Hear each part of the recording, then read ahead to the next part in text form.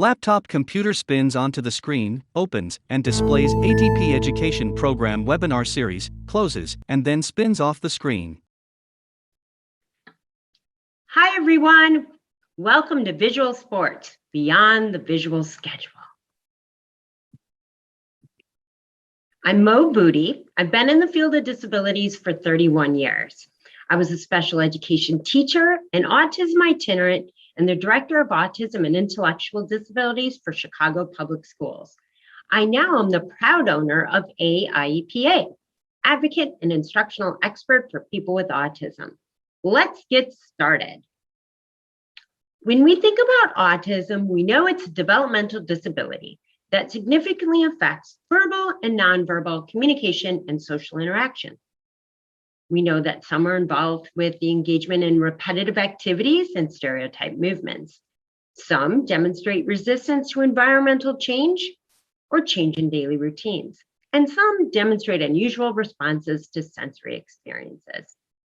But we know that people with autism respond really well to visuals. Visuals can support all areas of challenges in students with autism. They can target a ton of different areas.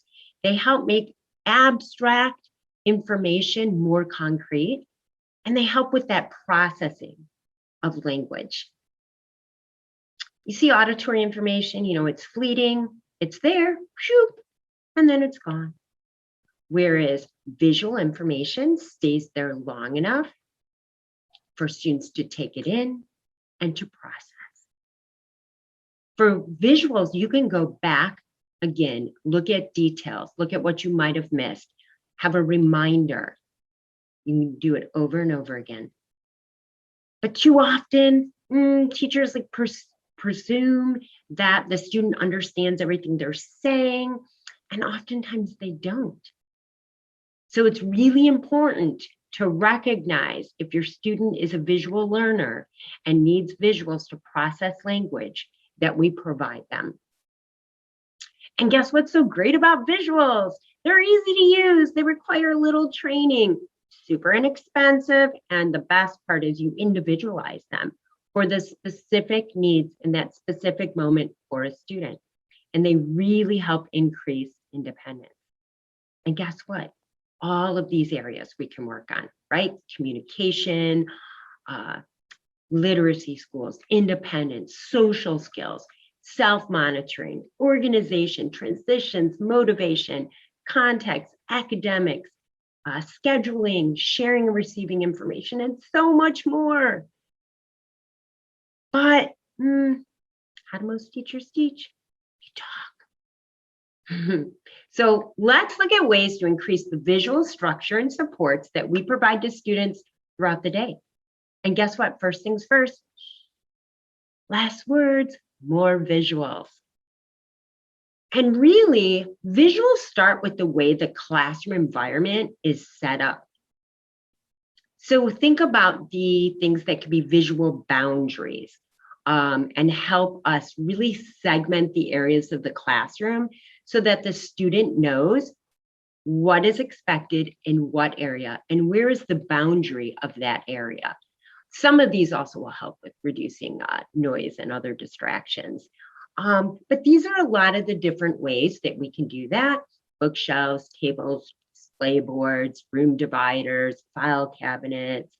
But my favorite is tape on the floor or just tape in general. The magic of tape, I like to call it. So let's look at a few ways we can use tape as a visual boundary. This was a library that used colored tape on their books and on the shelves. They also did have this key that went with it, like green might be, books on animals. But what's so great about this, totally increased independence. A student now can put books back totally independently by color matching, or find the type of book they're looking for by using this key and finding that type of book. I also like tape for boundaries on the floor. I would probably have made this one a little bit bigger, but this way the child knows this is my workspace. So maybe I could stand, sit, move my chair around, but I have a space to do that in. This one as well. And this, I have to tell you, is kind of funny. This was tape. And when the student picked the tape off, it left a beautiful permanent mark. So it did this exact same thing. Same with this one. But another great thing is you can use tape and you can have it color coded. So like blue, the blue area is the group area. The red area is the independent work area, things like that. But the tape gave the boundary of where it happened and the colors matched their schedule pieces. I love this. Place to pace. So I've had students that really need to do pacing. That's one of their kind of sensory things. And it could be really distracting if they're doing it right in front of a student. So we just tape out an area in the room. This is your place to pace. And they follow the line, the visual boundary, stop, turn around and come back. You can also use tape on the table, right? So students have like, this is your workspace. You keep all your materials in that place and your hands in that place. And you can use the color coding for like books. So maybe everything biology is yellow. So you put the yellow sticker on the book, you have the yellow folder, maybe you have the yellow spiral. So everything is visually organized. So let's talk about some visuals with academics, right? So visuals for making abstract language more concrete. So there's a lot of examples about how you can use this kind of who, what, where, when. I have many examples, right? You know, many different examples of how you can do that. There's some more great ones, right? So if you look at these great visuals that can really help a child while they are accessing their academics to make them more visual and more concrete.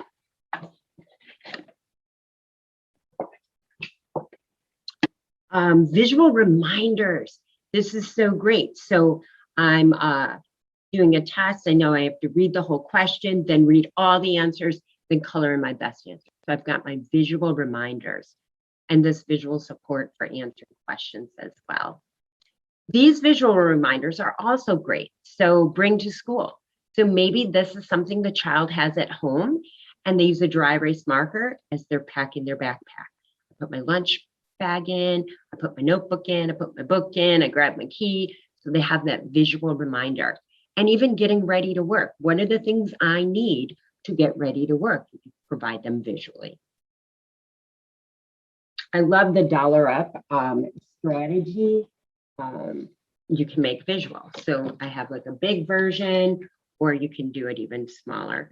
And what you do on this one is you move these little bead and the pipe cleaner. Great way to make this visual. This could also be a great visual for a child. You might need to leave more lines in between, intro 3 sentences, body 4, conclusion 3, but it's color coded, which is visual, and it tells them specifically what needs to be there, that visual input. We can use visuals for task completion, right? So you first do this writing, then you play with your trains. Same here. First, I'm going to do my matching colors, then I'm going to listen to my tape, and then they have the finished. Some people use the 1-2 rather than first then, but very visual. So the child knows exactly what is expected of them. Just another option, using the color coding too. Green being go first, red being then or last, and then you put the pictures on there, or you write the words. So if children don't need an actual picture, a word is a visual, because remember, it's anything the eye can see. This is a great strategy for task completion. If you have one of those students that loves to ask for help before they even try, oftentimes students are really rule followers as long as they understand the rules. So as long as the rules are provided in a way in which they process, which is visual, then more likely than not, they are a rule follower. So I created this for a student that he literally had to check it off that he first tried before he can ask for help. The data showed that this worked. He used to ask for help, 20 times a day. And then when we implemented this, it actually went down quite a bit. We ended up having to add a column right in the middle. That was another try it on my own. So he had to try it on his own twice before he can ask for help, which really even helped decrease it more because he's a rule follower. Try it on my own. Okay, I'm going to try. Check it off. Oh, I still don't know how to do it. I'm going to try again. Check it out. Then I can ask for help. And I love, like I said, I love visuals that are color coded too, that kids can connect color with meaning. So the go, almost finished, stop, and then what's next. So the go being green, and then the stop being red. And then on the right, you have your ready, set, go. So maybe this is just when you're trying to get the child ready to work, giving them time. This is a great visual strategy. I put the bathroom on one and questions on the other because I've used them for multiple things. So the bathroom, I had a student that was going to the bathroom oftentimes during the day, and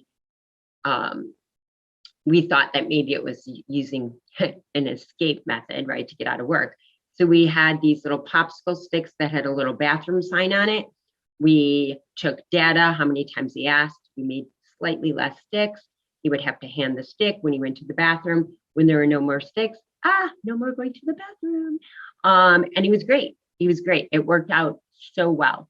And the question sticks, I had a boy, we called the question boy. He asked every single question you can think of to this teacher. Why is science on at 9 o'clock? Why are you wearing a red shirt? Why are we learning about this? Why is it all day long? So we made the question sticks, and he was so good with it that once he was out of sticks, he knew no more questions. So he was so good at it that he'd always hold one off right to the end of the day and be like, got a question. And it would always be like a multi-step question. But again, the visuals were great. Once the visual question sticks were done, he knew my questions are done as well. This is a great, I'm going to show it so you can kind of get it. It was hard to demonstrate in a picture. But if this, and this is big so you could see it, but if this was on the child's desk and it said work, and then the top was something that was motivating to them, I just made this one say break. Every time they had the teacher caught them doing their work, they would put this over, put this over, put this over. And then at the end, ta-da, break. So you could put anything on top of that, right? Like whatever might be motivating. Very similar as this. Okay, apparently that's Justin Bieber as a young adult. But he would get the student would get a picture of the puzzle, and once it was completed, so he would get one after completing each activity or each work task, and then once it's completed, he got to go over to the computer and listen to some Justin music, which was really motivating. And the other one is just to demonstrate you can take any picture of a reinforcer, cut it up like a puzzle, and do the exact same thing. So that was like a computer picture. So he got a visual piece of the computer once after each completion of a task. And then once the computer was created with the puzzle pieces, then he got computer time. And then this helps at the computer. So when the timer goes off, the computer is finished. So it's visual so the child can process this and understand it. So you can use visuals for social, emotional, and regulation, right, supports. These are just some ones that you can wear or the child can wear. So you can either wear them on a lanyard, whether it matches your outfit or not. You've got access to all the little visual cues you might need. Or students, the brain break was actually a word and a visual that a student with autism created. Because when we would say do you need a break? Or do you need sensory? Or he would say, no, my brain needs a break. So that was quite creative. So he had a visual brain break card. He had 4 to use for the day. The little visual, no talking, gather materials, move on was for a girl who had to, move teachers after each class, move classrooms, really helped her. The weight card is a visual to help. it's not your turn right now. Please wait. Give them the visual. They're processing it. Then it's your turn. Crying issue, non-crying issue. This is just an example of how well our students can do with a visual support. This was a child that wasn't connecting kind of the emotional, heightened response to appropriately match the situation. So she was crying a lot for a lot of reasons. And so one day the teacher said, you know what? Let's talk about this. What in third grade? So he writes on the board, here are reasons why kids might cry. Here are things that should not, elicit like a cry. So he types it up and he laminates it. So here it is. The child keeps it in her desk. I'll tell you, it was so cool because you would actually see the child throughout the day, kind of pull it out of her desk and look at it and be like, oh, kind of like bummed, like, oh, I can't cry. So I do have to tell you the great story. So she's really smart and usually wins the Young Authors Contest for the whole school. And this year she won it, or the year I'm telling the story about, she won it for the classroom, but not the whole school. So she was quite upset. So she walks up to the teacher and you could tell she's holding it in. And he says, what's wrong? And she says, I didn't win Young Authors for the school. And he's like, oh, that's okay. She's like, I want to cry. And he's like, oh, I understand that you can cry. She's like, it's not on the list. And he's like, it's okay. It's not on the list. So he had to physically add it to the list. And then she let loose. But just to show how visuals, once a student with autism understands the rules, they're provided visually, then they can process it and act upon it. I love the deep breathing strategy. Oftentimes, if our students might get worked up or are anxious, this whole breathe through the nose, blow out through the mouth. So having a little visual card that might say, smell the flower, blow out the candle.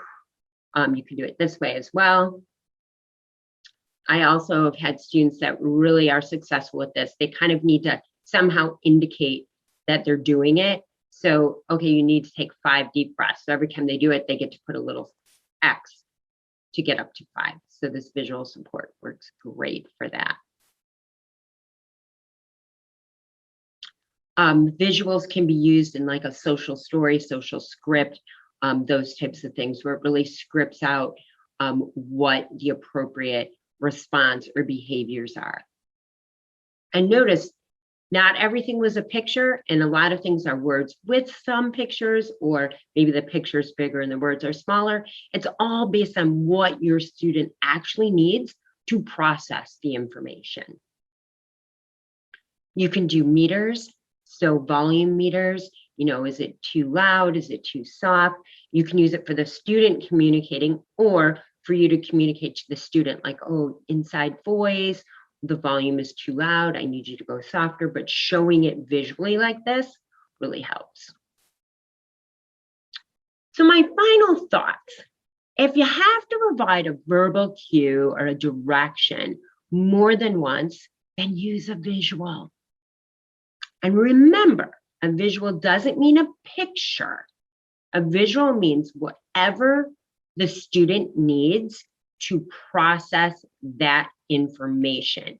What do they need to process and understand? Is it an object? Is it highlighting information? Is it a picture with small words? Is it big words with just a little picture to kind of give that little extra support? So you really have to determine specifically what your child needs in order to process information. But I highly encourage using visuals. It's magic. And your students will be more successful the more visuals you provide. So that's it. Thank you so much. My name's Mo Buti. I can be reached at mobuti@hotmail.com or check out my website. Thanks for coming. Thank you for watching. For more information on the ATP education program, please visit our website at atp.nebraska.gov/education or email us at atp.education@nebraska.gov.